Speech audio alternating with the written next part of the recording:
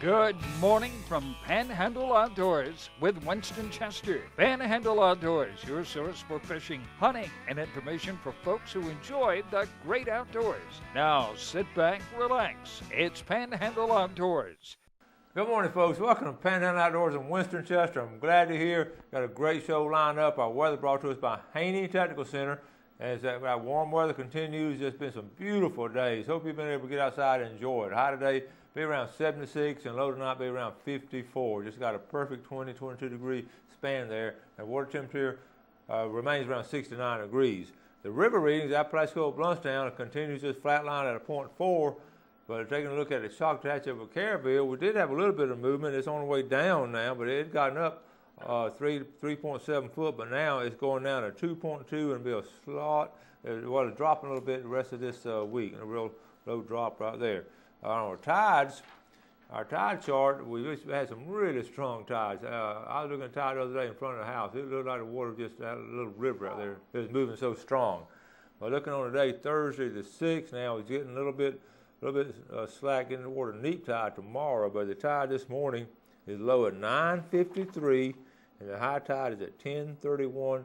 This afternoon, we're looking at about a 0.8 foot range right there on Thursday, December the 6th. Okay. Now let's take a once a week. I'd call Captain Blair Morgan out of Cape San Blas down in Port St. Joe. Blue Water Outriggers sponsored this spot here, and always get a good live report from Blair. Good morning, Blair. Good morning, Weston. How are you this morning? Hey, we're doing great up here, buddy. What's going on down your way? Well, it's been hot and dry, that's for sure. We need some rain bad. I mean, trying to hunt up there in the woods like a dust bowl. But maybe we'll get a little relief here next week or so, they say. But fishing-wise, the fish, they're falling into the winter pattern now, regardless of the weather. It's that time of the year, and the water temperature means more than the air temperature to them. But they're moving up to the mouth of the creeks. I talked to a friend of mine that sort of fishes out of Appalachian. He had a group last Saturday, and they went up to the mouth of the East River and anchored up, fishing dead shrimp. They caught, he said, some sheephead weighed about 5-6 pounds a piece. They caught some big trout and some nice redfish.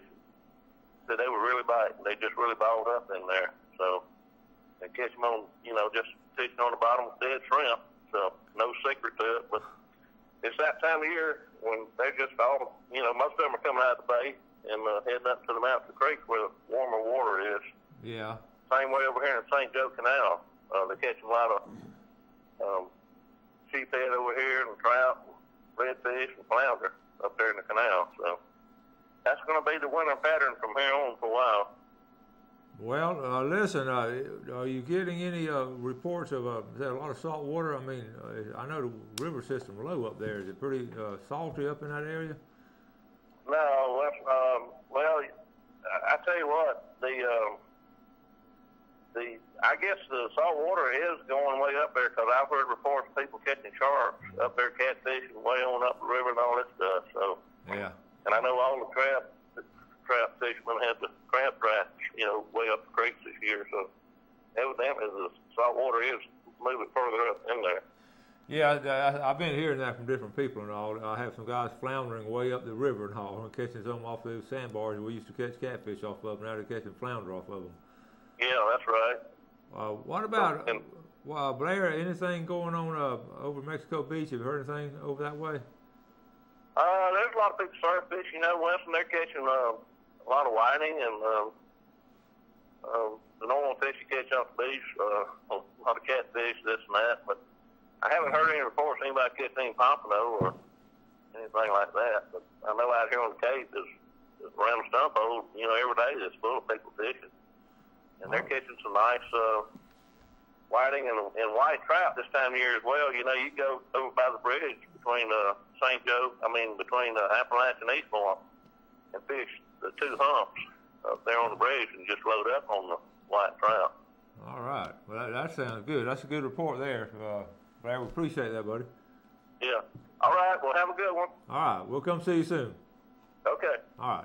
All right. That's Captain Blair Morgan. Now, that's a couple of good reports there. Some bridge fishing for white trout and some fishing over at the mouth of East River. All right. We'll take our first break and be back with our special guest.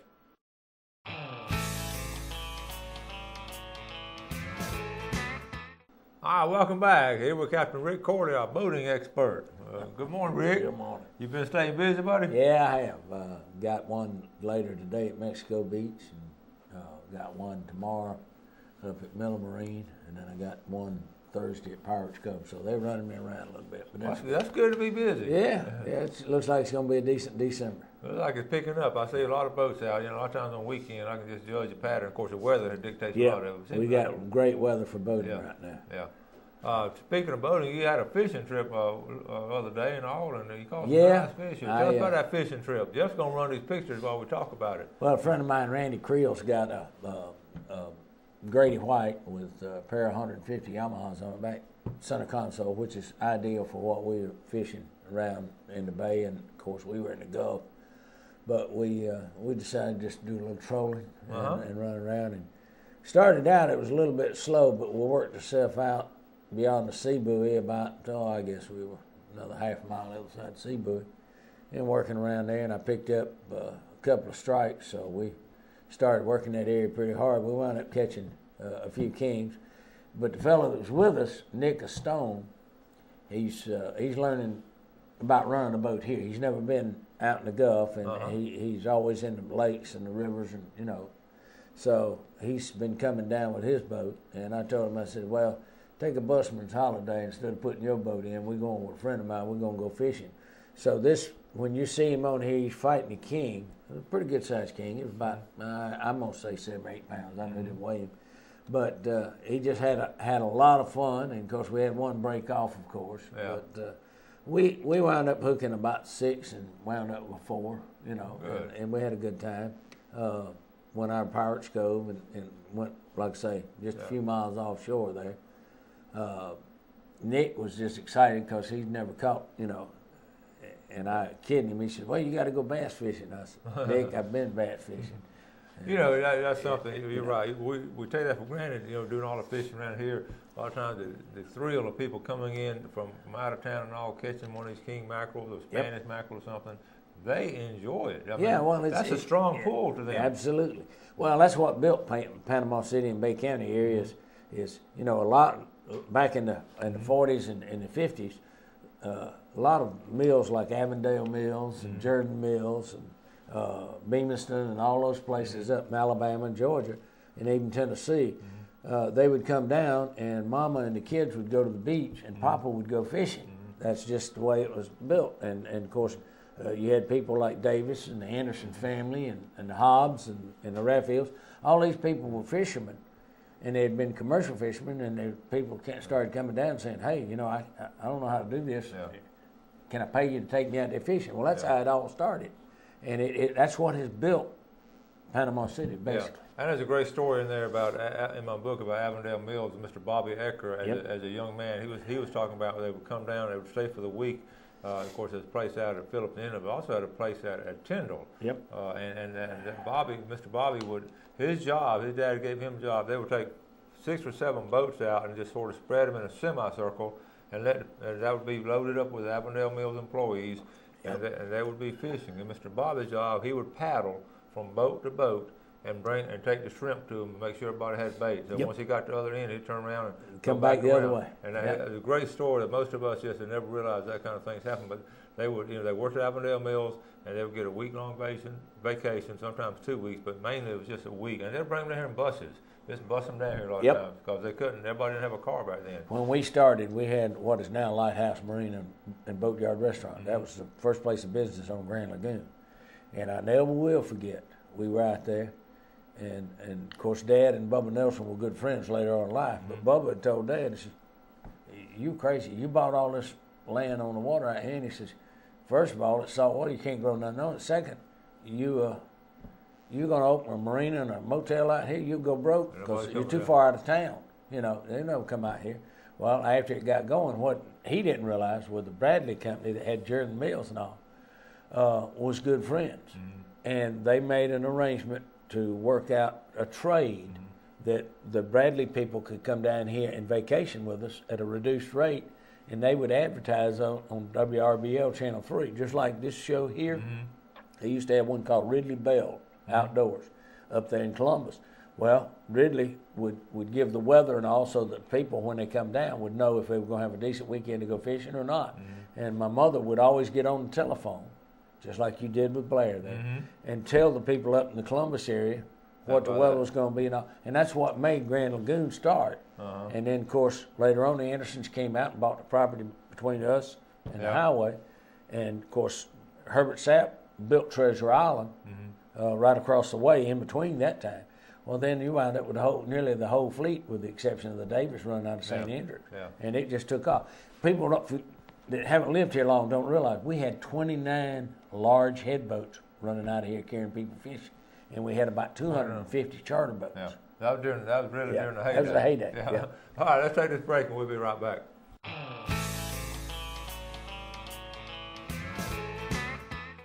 Okay, welcome back. First of all, I want to say good morning to, I see Jack and Ruth Ann out of Sumatra. I talked to them the other day. They watch the show every morning. Appreciate you watching over in Sumatra. I know exactly what you're talking about. A lot of people don't know where Sumatra is, but you know where it is, don't you? I certainly do. Okay, been over there around Carabel and all.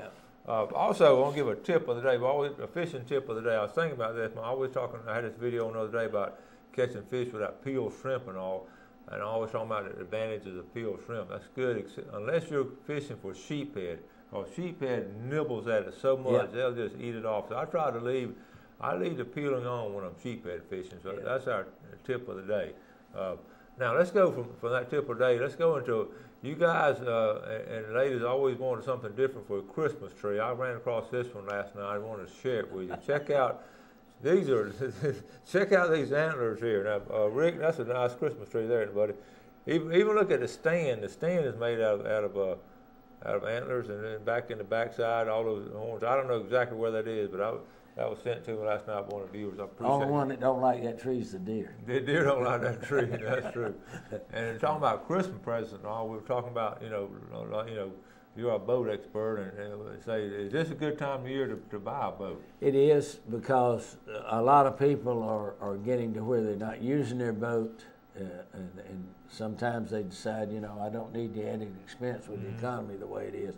And I've seen some very large boats go for very low prices. Yeah. And I can't get into which ones, but there's been some boats that are high dollar boats that went for 55 cents on the dollar on the average, and that's even little boats. Now the little boats carry the price a little better than the big boats now, because they don't burn as much fuel. Fuel is one of the things, and then of course nobody knows what the tax situation is going to be, so we're worried. So there's a lot of driving forces there to get rid of boats, and of course people that never could afford them look at them and say, hey, I can get a bigger boat than I could have ever afford any other time. Well, that's the truth. And I was talking to some of my students. I always got a handful of students. That's what they want for their graduation present. They want their mom and dad to buy them a little flash boat.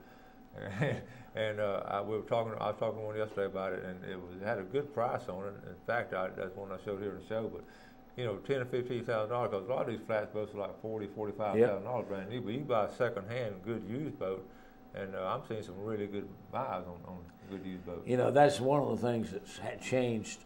When I was a kid, if you didn't have a boat, get you some wood and build one. Yeah. Yeah. I built my first 14-foot juniper skiff with my dad when I was 11 years old. And I thought I was in high cotton. I had a 12-horse Wizard outboard on it. Man, I go all over the bay in that thing. And I look back, it was a wonderful place to grow up. And what a great experience to do that. Oh yeah. To be on boat and all. We have built a canoe in our class, but we sort of had that was a while back. We haven't built one lately. But I want to urge you to get on the water, and these boats really, what we were talking about is nice buys on these boats, really good buys. Absolutely. And boating is the #1 family outing worldwide. I mean, that's what more families do together than anything. Yep. And the young children, when they are out there, if they're taught properly, it gives them a real idea of what safety is all about long before they get into driving a car. Yeah. And running a boat's different than driving an automobile. You come up to an intersection, you got 4 possibilities of somebody going to hit you. But On a boat, you come into an intersection, you got 360 possibilities that they can hit you from. So you learn to be more aware of what's going on. And you can get a young person out in the middle of that bay, and they're not going to run into anybody. That's right. And get them. Even my grandkids, they love to jump on the boat, just turn that steering wheel. The guy I had fishing with me a while ago, I've been teaching him, and what I did is first thing I took him out there around a buoy. Well, the water's deep enough around that buoy that you got anywhere, and I made him back up to that buoy close to it, so that he could see what his inputs were making. But if anything got kind of hinky and it looked like he was going to mess up, all I had to do is go away from the buoy, and I'm safe. And you brought up a good point too. Teaching somebody how to back up a boat. Yes. You know, after they learn how to steer a little bit and go around a circle and go right and left and all that, backing that boat up, it's different. Right. It's a little different if you haven't done much. What I do is I'll take him out there and I put him by the buoy, and I make him go from one side of the buoy to the other, either backwards or forwards, and all of that, so that he can understand his control inputs for that boat, so that later on when we get to the dock, he's got a rough idea of what he's trying to accomplish. Yeah. He's been working with a stationary object, and of course here we have pretty good current going out the pass. Yeah. So I usually work around number 11 buoy out there that way teaching. Yeah. I enjoy teaching them because most people have driven cars. Well, a car's going to pretty much go where you point it. Yeah. But a boat's more like driving on ice. Because it's going to slip. It's going to slide. And you have that, like you said, that current to deal with. You don't have a car, you don't have that current. But when that current is coming, especially say a place like the Indian Pass campground where that boat ramp is and the tide's rushing out of that place called a bay, that's a tough boat ramp there. Yes, it is. Well, flying, you got to worry about crosswinds. But in a boat, you got crosswinds and you can have a current, and they can be opposite of each other, or one is one direction, one's the other. They're not necessarily against each other or with each other. So each one is having an effect on that boat. That's right. Okay, hey, let's take our final break, and we'll be right back. Come back with our fishing game times for today.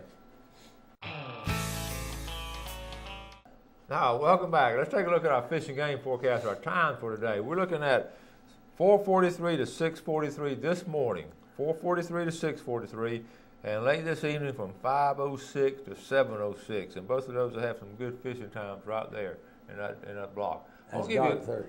I'm sorry? That's dark 30. Yeah, that's getting late, but really it's sort of lit up. A lot of times with the peripheral lighting, you can still fish somewhere. I want to give you a quick midweek report on fishing. I've got some reports last night. Over in the East Bay, they're still holding some good redfish out on the flats. I know we do our report every Friday about it. A lot of times I like to throw stuff in the middle of the week just to get it from the viewers. The people have been over there yesterday, and they said the reds are still holding in really good on those flats over in the East Bay.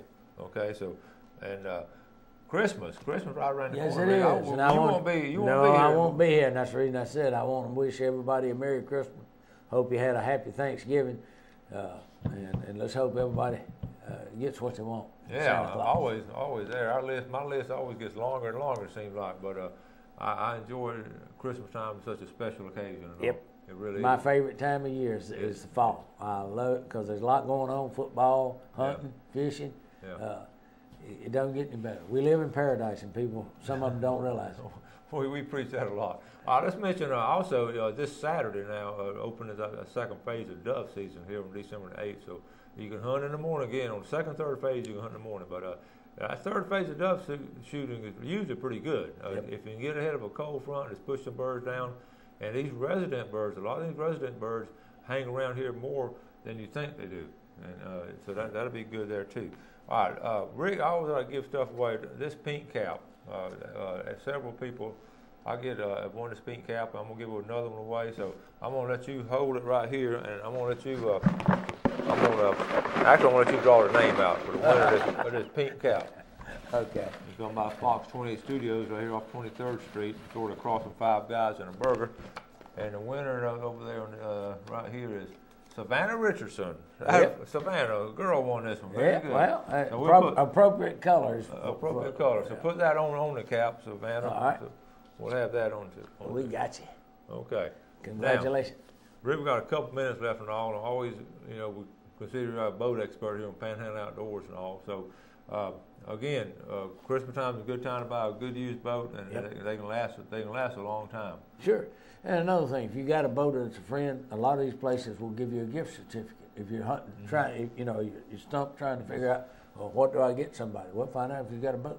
because they always like stuff on their boat. We were talking about on the show before we came on the show off the air about having people we take for granted what we think we know about boats. Yes. You mentioned that. Yes, you got to remember there's a reason. For example, they call aviation aeronautical and a boat nautical, because a lot of the same rules apply, and a lot of the type of techniques that it takes apply to both. I've always said I can take a good airplane pilot or a good boater and train him for the other much easier than I can somebody that's been driving, just driving a car, because car steers from the front end. It won't usually drift one way or the other. Where you point it is where it's going, because you've got traction. Well, boat and airplane are more similar because they don't. You have to allow for the wind setting you and so on. The navigation principles, a lot of the transfer of knowledge from one area to the other is very same. You look at the lights on an airplane, the navigation lights and all, they were taken from boating. So a lot of people think, well, I've been driving for a long time, I can handle a boat. No, you can't. It's different. And a lot of people go out there with a little knowledge, and that's what people can get hurt with, is a little knowledge. Sometimes it's dangerous because you think you know what you're doing, but you find out later on after something bad's happened, no, I don't. Go take a safe boating course if you've never taken one. I don't care if you've been running a boat 40 years. I taught 180 safe boating courses for either the Power Squadron or Auxiliary. And I promise you, I still, by teaching, would be digging through and getting answers. And people ask questions that I personally wouldn't think of, because I've been doing this since I was 10 years old. Yeah, I don't really think about it. And the speed, the big thing to me is the speed on the water. Yes. It's so much different speed. Well, one fellow used to ask me in class one time, he says, how fast do you come to the dock? I said, how fast do you want to hit it? You know, and the other thing is, if you can't stop, you got to buy something, because you're going to tear something up. And probably it's on somebody else's boat, and he's not happy with selling it to you, so the price is going to go up. You know. All right. Yeah. All right, we're going to have to wrap it up again, buddy. Thank you so much for coming on. Appreciate And Merry Christmas to everybody, because I won't see you until after Christmas. All right, and I'll see you tomorrow, okay? And thank y'all for watching the show. We appreciate the viewership, appreciate you supporting the sponsors. You do something good for somebody today, and God bless. Thanks for joining us for Panhandle Outdoors with Winston Chester. Panhandle Outdoors features hunting, fishing, and other activities and information to help you enjoy the great outdoors. Join us next time for Panhandle Outdoors.